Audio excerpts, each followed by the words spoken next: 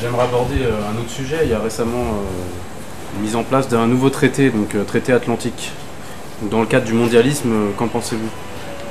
Alors, officiellement, donc, le président Obama a lancé le fameux partenariat transatlantique en février 2013 lors de son discours sur l'état de l'Union. Bon, il n'a été que le porte-parole d'une chose qui a été annoncée, préparée depuis des générations. Je vais vous citer l'exemple de Clarence Streit.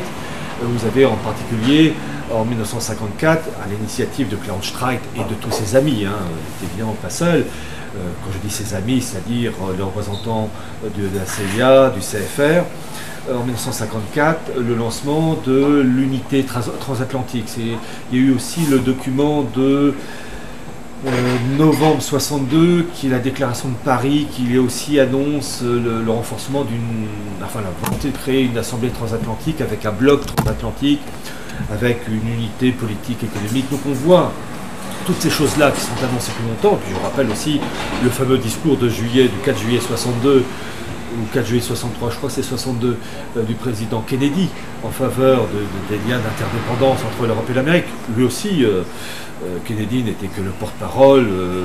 On lui avait remis un texte en disant John, tu dis ça, sinon tu te fais buter. Bon, il y a eu un an de retard, c'est tout. Mais enfin bon, au sujet du partenariat transatlantique et de ce plan de création d'un bloc euro-atlantique qui a été lancé en particulier par le G8, réuni il y a quelques jours de ça en Irlande du Nord. Et d'ailleurs, un élément révélateur, le président Obama, avant de rentrer aux États-Unis, a fait un petit détour à Berlin avec Frau Merkel. Évidemment, il n'est pas allé à Helsinki ou à Madrid, mais avec Frau Merkel, il a discuté en gros la mise en place du marché transatlantique. Et ce marché transatlantique, il est voulu depuis très longtemps, mais l'élément essentiel de ce marché transatlantique, c'est d'aboutir à une unité des normes agricoles, industrielles, enfin tout y passe, et des normes évidemment édictées au profit des Anglo-Américains. Et le bloc euro-atlantique formant à peu près un marché de 40% du PIB en gros, avec à peu près 700 milliards de dollars d'échanges en tout genre, et bien vu son poids, c'est une manière pour le monde anglo-américain d'imposer ces normes-là à l'échelle planétaire, parce qu'ils forment un tel pilier qui forme une forme de trou noir d'une certaine manière, qui va être la référence pour l'Inde, pour le Japon, pour l'Argentine, voilà. Donc c'est très intéressant de voir la mise en place de ce partenariat transatlantique. Il faut rappeler aussi qu'il y a de la part des États-Unis la mise en place de ce partenariat aussi transpacifique, qui concerne le Pérou, qui concerne l'Australie, je ne sais plus, le Vietnam, le Japon. Alors évidemment, d'un point de vue poids, c'est le partenariat transatlantique qui pèse le plus lourd, mais j'appelle ça le principe des prises multiples. Vous avez la prise multiple Union européenne-Amérique, ensuite vous avez la prise multiple Amérique-Asie, et peu à peu, ces prises multiples vont former un tout. Alors, est-ce qu'ils vont réussir à aller jusqu'au bout? Ça, je ne sais pas, mais on voit qu'il y a des étapes, mais la formation de ce bloc euro-américain, c'est pour établir des normes communes qui serviront de référence à l'échelle planétaire. Voilà. Et tout ça, évidemment, à notre dépens. On parlait de l'exception culturelle française, mais j'ai envie de dire, il n'y aurait que les artistes à avoir droit à une exception. Je ne vois pas pourquoi les paysans français n'auraient pas droit à leur exception, les ouvriers auraient droit à... Voilà, enfin français, mais qu'ils soient français, italiens aussi. Donc en fait, on est en train de se faire bouffer. Bon, à la sauce McDo. Pour finir, j'aurais une dernière question en rapport avec l'actualité. Il y a eu récemment diverses agressions à caractère islamophobe sur Argenteuil, et d'autre part des dégradations d'églises avec des tags. Je crois. À Nantes. À Nantes, voilà. Je voulais savoir s'il y a une volonté d'exciter les tensions entre les communautés. Ça, c'est... Voyez-vous, j'en profite pour votre question me fait penser à ce que j'avais écrit dans la réédition de mon bouquin La marche irrésistible, où j'évoque ce côté absolument sans issue, où vous avez des populations extra-européennes en Europe, qui ont une culture, une civilisation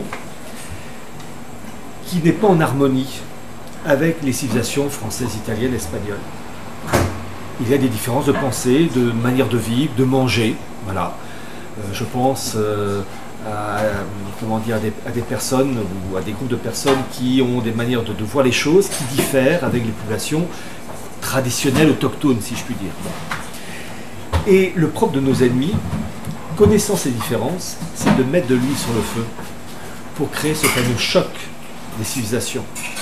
Et le problème, c'est que de part et d'autre, parmi, entre guillemets, les Européens de souche et les populations extra-européennes, il n'y a pas la sagesse de chaque côté pour dire, écoutez, attendez, il y a des différences de mentalité, il ne faut pas se voiler la face, mais il ne faut pas tomber dans le jeu de l'ennemi qui ne demande qu'une chose, que ces populations se tapent dessus pour favoriser ce choc des civilisations qui va rendre service à qui?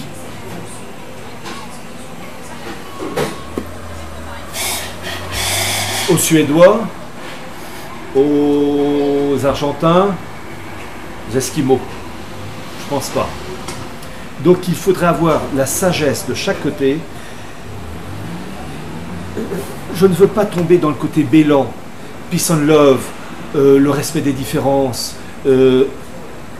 Quand on se marie, pour réussir son mariage, il vaut mieux épouser quelqu'un de son milieu, avec une communion de pensée. Parce que pour élever les enfants, il faut que le mari et l'épouse soient d'accord sur des choses essentielles. Et ce qui est vrai au niveau d'un couple est vrai au niveau d'une nation. Il faut une communion de pensée. La force d'un pays passe par son unité culturelle.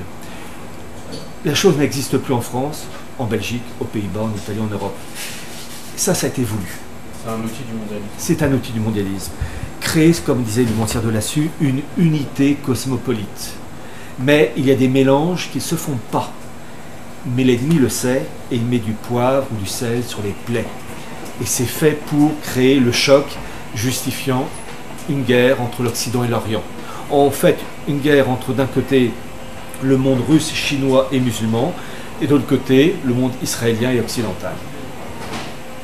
Et malheureusement, vous avez des personnes sages. Vous avez des personnes sages côté gaulois et des personnes sages côté musulmans, mais qui ne sont pas écoutées.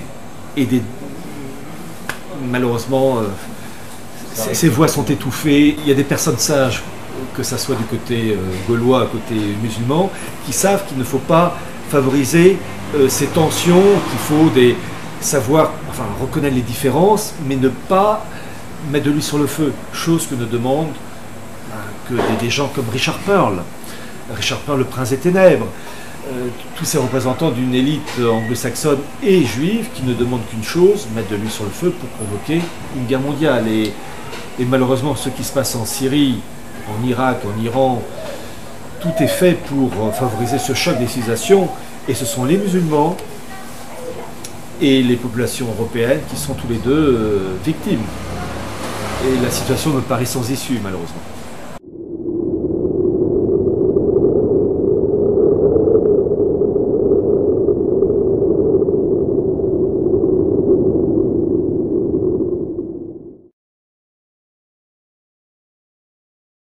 Bonjour Pierre Hillard. Bonjour. Donc vous êtes l'auteur de nombreux livres évoquant le nouvel ordre mondial, c'est bien ça? Oh non. Vas-y, on recommence. Excusez-moi. En mettant un best-of. Garde-la, je vais mettre un best-of. Oui, oui, bah oui. On va faire un best-of. Non, J'ai envie de réussir ma vie maintenant. Après. C'est ça qui est drôle. C'est bon? C'est parti. Bonjour Pierre Hillard.